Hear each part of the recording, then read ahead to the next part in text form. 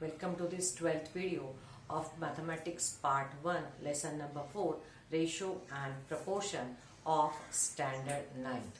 In this video, we are going to continue question number 4, where we have to solve the given equations from practice at 4.3. In our previous video, we have seen first two sub-questions of this question. In this video, let's solve the next two sub-questions of this question, where we have to solve the equations. Means we have to find the value of the variable x used in this equation. Let's copy this third equation. When we copy this third equation, first we will observe what is given. Let's copy this. In the numerator it is 2x plus 1 the whole square plus 2x minus 1, in bracket it is 2x minus 1 bracket square, divided by is 2x plus 1 its square minus 2x minus 1 square is equal to 17 upon 18. So first, if we observe this given equation, where in the left side we find two brackets. Okay, first bracket is 2x plus 1 whose square is taken, and second bracket is 2x minus 1, again square of this bracket is taken. And we can see there is addition of these two brackets, and here we have same brackets, and in between we have subtraction. So basically we can see here that whatever we have, it is in the form of a plus b, and it is here it is a minus b. Means we can see, or we can say in other words, we can see here component and dividend is done over here. Now from this left side, which is a little bit complex, to get its simplest form, we want value of x, we can reduce the number of terms here by doing again component and dividendo of this given left side. So already it is component and dividendo done. Let's do again on this. Now the whole this numerator will be considered as, and then this is one is this denominator. As we know, in component and dividendo, what we do numerator plus denominator upon numerator minus denominator. Okay, so let's write here by componendo and dividendo. We are using this operation on equal ratios. So we want here this numerator as it is.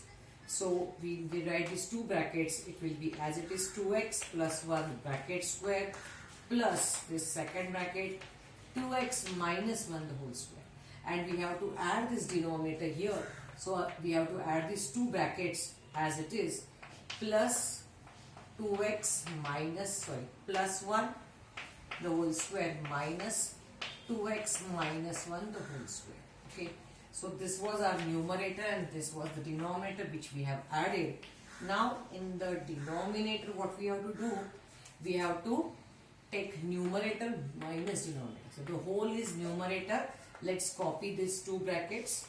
So 2x plus 1 whole square plus this 2x minus 1 the whole square. Now here this denominator we have two brackets and we have to subtract it from this. So we need to change the signs of these two brackets. Before this bracket we do not have any sign, means we have to subtract. When we subtract directly, if we want to subtract, we can write this positive sign before as a negative sign. So it will, this first bracket will be negative. So it's going to be minus in bracket 2x plus 1 the whole square, and this minus sign will become plus. Okay, plus 2x plus minus 1 the whole square. Means here what we are doing, if it is say a plus b and if it is a minus b, when we are adding this in the numerator and we are doing a plus b and minus a minus b, we are simplifying this. So a plus b will come as it is, as well as a minus b also will come, because there is a plus sign before the bracket, no change. Even this third also here this one also bracket as it is, but this, because of this minus, a becomes minus and minus b becomes plus. So whatever we have done for a and b, we have done for these two brackets. Okay, now you can see on the right side we have to do it. So is equal to, on its right side we have 17 plus 8 and upon 17 minus 8. So now this step has been completed over here. We have done componendo and dividendo on the given equation left side as well as right side. As here we know that this minus b plus b gets cancelled, remains 2a. Okay, so here what will get cancelled? So plus times this bracket and minus this bracket, these two brackets will get cancelled and we will get this 2 bracket 2 times. So here we get 2 times 2x plus 1, 2x plus 1 bracket square. So the first term, this first bracket we have got it twice, and here as we can see here that minus m plus a gets cancelled. So here we get a plus a 2a and here we get b plus b, that is 2b. Okay, so 2 times b means now here this minus bracket and this positive bracket will get cancelled and the same bracket we have got it twice. So here we get 2 times 2x minus 1 its square, this bracket. So 2 times this bracket numerator, 2 times this bracket in the denominator. Okay, is equal to, on the right side it's 17 plus 8, that is 25, and 17 minus 8, the subtraction will be 9. Now let me tell you one speciality. We can observe this speciality for the sums done in the previous videos also, that already when we see componendo and dividendo done is done, and when we do it again on that, we always get 2 times the first term, 2 times the first term in the numerator and 2 times the second term in the denominator. Whatever may be the terms, but we get result like this. Here also you can see the first term is a, we have got 2a, and the second term is b, we have got 2b. Okay, so we can check this for any other sum also. Means already wherever it is componendo dividendo is done, and again we are doing it to nullify or to remove some terms from that, we always get output like this. Okay, now this 2 can get cancelled. Okay, so this 2x plus 1, the bracket square, upon 2x minus 1 bracket square. Now the left side is square of something. Do we have square numbers on the right side? Certainly yes. Now 25 is the square of 5 and 9 is the square of 3. So this is 5 upon 3. But we can consider that it is plus or minus 5 upon 3 its square. Okay. Now here, as we are not finding any value of any ratio, we are solving the equation and we want the value of x. We want value of x which can be positive or negative. So where it is square and we want to take square root of that, we will consider both positive as well as negative. Okay, now here what we have to do, now taking square roots of both sides. Okay, taking square roots of both sides, we can get two equations. We can write it like this here. Here it is 2x plus 1 upon 2x minus 1. Either it is positive 5 upon 3, or here it is 2x plus 1 upon 2x minus 1. It is minus 5 upon 3. Now simplifying this equation, we can get one value of the x, and here by simplifying the another, by taking minus 5 upon 3 on the right side, we can get the second value of the x. Let's simplify. Now let's do the cross multiplication. If you are multiplying by 3 to here, so 3 2s are 6x plus 3 12s are 3. And here it is 5 2s are 10x minus 5 1s are 5. Generally we transpose the term where the coefficient of x is smaller. As 6x is smaller than 10x, let's transport it on other side, and that's why let's take minus 5 on this side. So this is positive 3 minus 5 is coming as plus 5 is equal to 10x minus 6x. Okay, and that's why this one is 8 is equal to 4x. Now 4 how many is 8? 4 2s are 8. Therefore value of x is going to be 2. So 4 2s are 8. So this is one of the value of x, and let's simplify here. So by doing cross multiplication, you will get it 2 3s are 6x plus 3 is equal to, now you are, when we are multiplying by minus 5, is minus 5 into 2x will become minus 10x, and minus minus plus 5 1s are 5. Now whether 6x is smaller or minus 10x. Certainly the number which is negative is smaller than the positive. Hence minus 10x is smaller than 6x. So let's take minus 6x transpose to be on the left. So it will become positive and 3 will go on the other side. That's why 6x plus 10x is equal to 5 minus 3, and that's why 16x is equal to 2. Hence now 16 how many is that? You can't do it orally, so you can take it as 2 upon 60, and that's why value of x is 1 upon 8. That's why you have got two values of your variable x. Therefore your answer is either x is equal to 2 or 1 upon 8, or you can write 2 or 1 upon 8 are the solutions. Like this also we can write the answer. Okay, so this way we have solved this sub question number 3. Now let's go to the sub question number 4.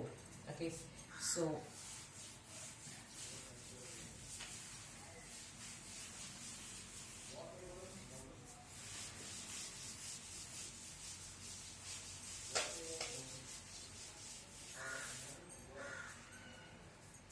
it's already copied over here, so let me use this one part over here. First observe what is given over here. So it's under square root side, this is 4x plus 1, plus under square root it is x plus 3. And here also we find under 4x plus 1 and here under square root x plus 3. But here these two terms are added and the same terms are subtracted. Okay, so we can see that whatever is added and same is subtracted. So this is, you can see, already we can see there's a component and dividend term. So to just reduce this, let's do again by componendo and dividendo. What we can get? So writing the numerator first, under square root 4x plus 1 plus under square root x plus 3. So this is your numerator adding to the denominator. For addition, no change, same terms, same sign, 4x plus 1 and minus under square root x plus 3.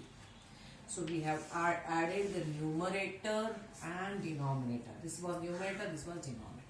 Now in the denominator we have to do subtraction, numerator minus denominator. So write first numerator part. Is basically the terms are coming as it is. Okay, x plus 3. So the first two terms has come as it is.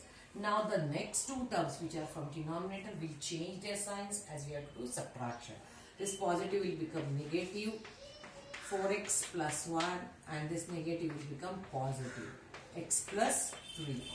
Okay, so be careful that in the signs inside this square root sign or here in the bracket they are not changing, we are just changing the signs before it. Okay, and this is going to be equal to 4 plus 1 upon 4 minus 1.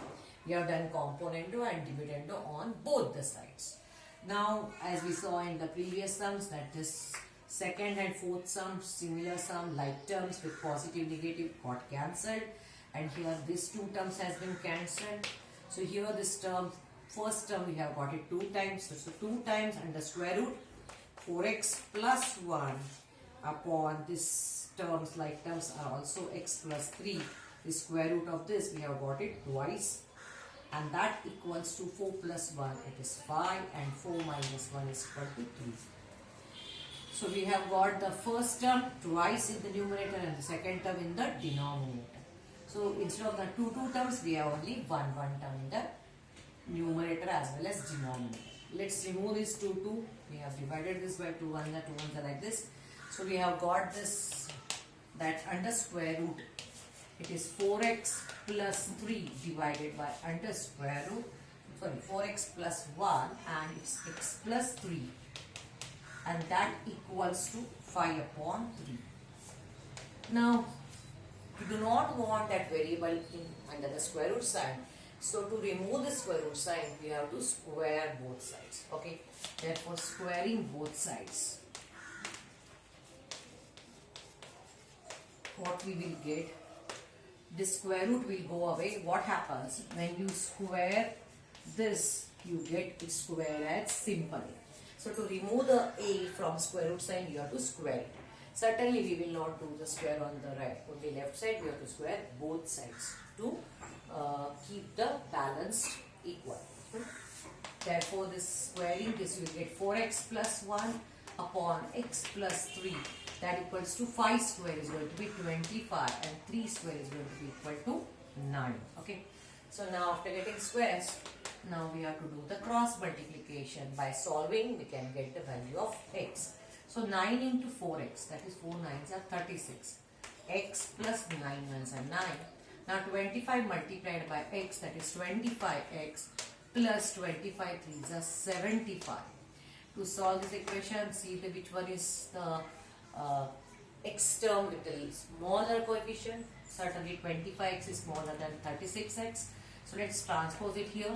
36x minus 25x. That's why 9 should go on the right side. That is 75 minus 9. Now do the subtraction. 36 minus 25, you get it 11x. And this subtraction will become 75 minus 10, it is 65. But as we have to subtract 9, let's make it 66. Okay, this is subtraction. Now 11, 6 are 66. The value of x is 1.